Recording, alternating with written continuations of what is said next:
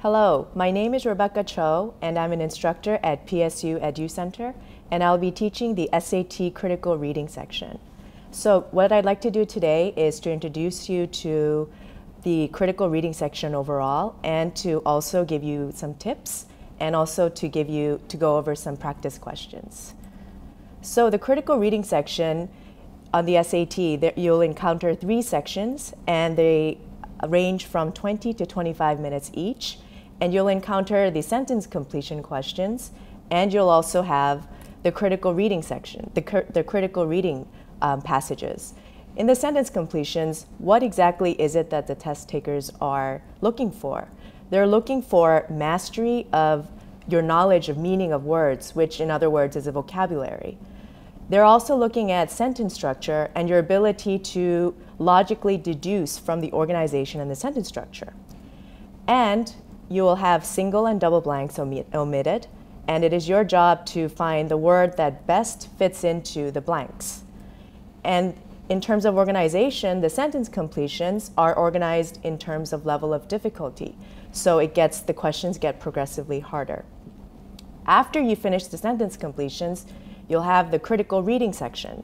And in the critical reading passages, you'll have reading passages from a variety of disciplines, ranging from humanities to natural sciences to literature to social sciences.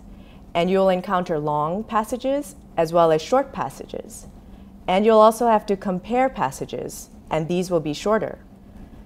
Unlike the sentence completions, the critical reading section will be ordered chronologically rather than in terms of difficulty. So what are some strategies for the sentence completions? First, it's very important for you to bear in mind that the sentence structure can speak as much as words do. What that means for you is that you need to pay attention to colons, semicolons, because everything on the test has been thought of, it's very deliberately done by the test takers. You should also pay attention to conjunctions, words such as and, but, and so on.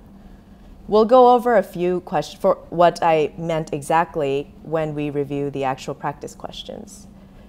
Then, it is important for you to have a sense of what the word you're looking for is before you go and look at the answer choices.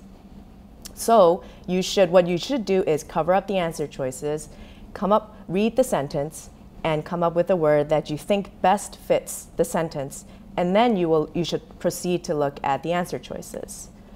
Next, this is important especially if you do not have a good sense of what the word means. You should try to develop in your mind a sense of whether the answer choice conveys a positive or negative tone. This will be especially helpful, as I mentioned before, if you encounter a word which the meaning of which you're not sure, Next, also bear in mind that, as I mentioned before, the questions are ordered in terms of difficulty from easy to progressively harder. So let's put the strategies into practice. Let's take a look at a question in which there's one omitted blank. So let me read the question with you. Many private universities depend heavily on blank, the wealthy individuals who support them with gifts and bequests. Now, it's very important for you to hone in on the key words rather than trying to understand the entire sentence. So what that means is some words weigh much more than others. So words such as wealthy individuals is not as important as the word support, because support here is a key word. And so we have here individuals who are supporting the private universities with gifts and bequests. So we know this is a positive sense. But then you may look at this and you say, I don't know what the word bequests mean. But that's okay, because structurally, the word and connects gifts with the word bequests, and you know that structurally this is a synonym. So even if you don't know what the word bequests mean, you can just focus on the word gifts. So let's see, these individuals give them gifts and they support them. So we have in our mind a word such as a word we need to keep it simple the better. So let's have in our mind the word such as supporter. So let's look at the answer choices to find a word that best captures the sense of supporter. A, instructors. This doesn't capture that sense, so we rule it out, as well as B and C. D also does not capture the sense of supporter. So we look at the last answer choice, E, benefactors. And let's say you don't know what this word means. But this is not too difficult of a word. This is number 1 on the sentence completion. So I would think that you should be able to get this one correct, but let's say you do not. So here are some root words. And root words are important because they give you, even if you don't know what the word means, they'll give you a clue into the tone of the word or a sense of whether this is a positive or negative word. And bene comes from the Latin word good. And so you have words such as benediction, which means blessing, and benefit, for example, and as well as benefactor. The opposite of the word bene is the word mal, which in the opposite sense conveys a negative word such as harm or evil. And so you have words such as malediction, which is an antonym to the word benediction, and also malefactor, which is sort of an antonym to the word benefactor. And you'd also have words such as malevolent as well. So now that we've kind of thought through this, let's try plugging in benefactor into the sentence and see if it fits the sentence. Many private universities depend heavily on benefactors, the wealthy individuals who support them with gifts and bequests. And yes, this fits perfectly, so we move on. Next, I'll take you through the reading passage, and I've chosen a long passage. And as you can see, it's quite long. But let me give you some strategies so that you will not panic when you see such a long passage. So the first thing you should think of when you attack the questions on the long passage, or for that matter, all reading passages, is you should think about the question type. Some questions, usually the first question, will ask you a main idea question.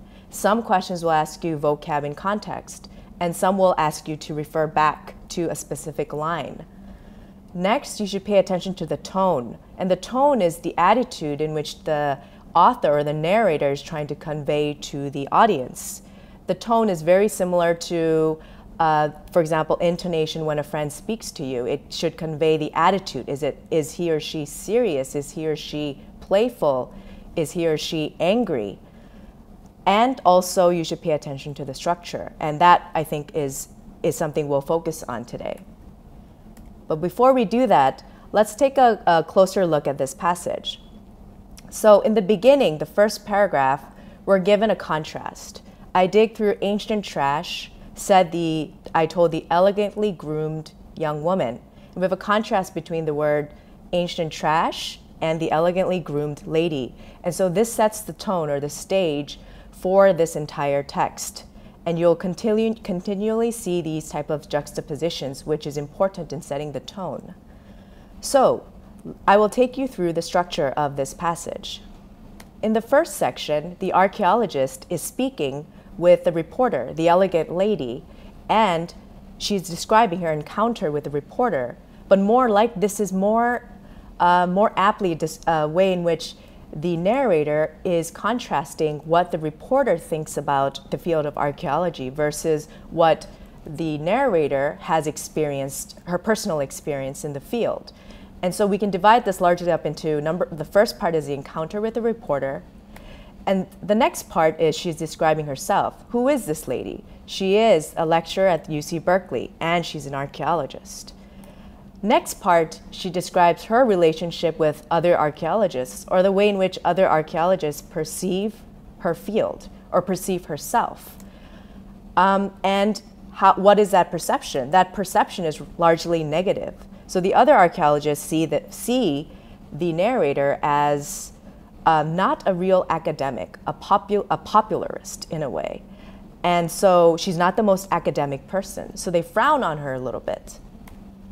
In the next section, in the last part, and I think this is the most important part, is she's describing herself. And she fills this part with self-descriptions.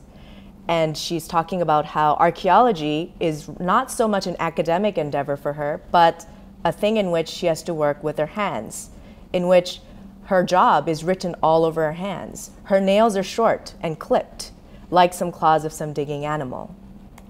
So in sum, this passage can largely be divided into Number one, how do those outside her profession view archaeologists? And this view, in view of the narrator, is largely false.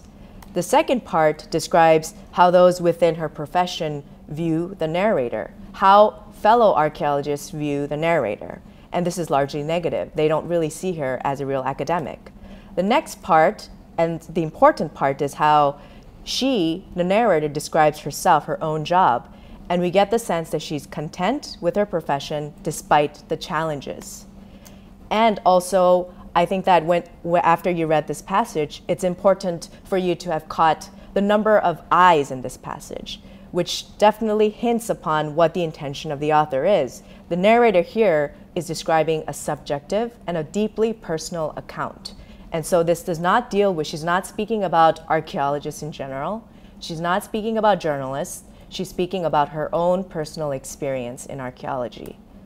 So let's take a look at one question. The passage as a whole serves primarily two, and as I mentioned before, usually the main idea questions appear at the beginning. And for you to answer this question, it's important for you to capture the tone of the narrator. So let's take a look at the answer choices. A, satirize the activities of professional archaeologists. As I mentioned before, she's not satirizing. She does use a lot of words in which she uses words such as trash to describe her profession, but she means it in the sense that the reporter does not fully understand her profession, and so she's describing what her job must appear like to the reporter. And she's also not speaking on behalf of all professional archaeologists. She's speaking on behalf of herself. B, portray the trials and tribulations of professional journalists. Again, she's not speaking she's not speaking about journalists. She's speaking about her own field and her own experience as an archaeologist. C, reveal the personality of a character through her own self-descriptions. And yes, this is absolutely correct. She uses the word I multiple times, and she's describing a very deeply subjective experience. D, represent the ambiguities of truth through unreliable first-person narrative. She's not an unreliable narrator. She is, on the other hand, someone who is deeply aware of her own faults or the way in which she may appear to others. And she's describing it, she's trying to sound facetious. She's trying to be funny when she does so. But she's not an unreliable narrator, and she's also not trying to represent the ambiguities of truth. E, display the inner workings of a mind of a brilliant academic. As I mentioned before, she does not portray herself as a brilliant academic, nor do those around her see her as such. Rather, she sees her as a very hands-on person, a person who goes hands-on, doesn't write so much for academic journals, but tries to do what she's passionate for, and that's the sense in which that's the tone of this passage. Okay, well, thank you very much for listening, and I hope you come to PSUEDUCenter for the SAT critical reading section. Thank you.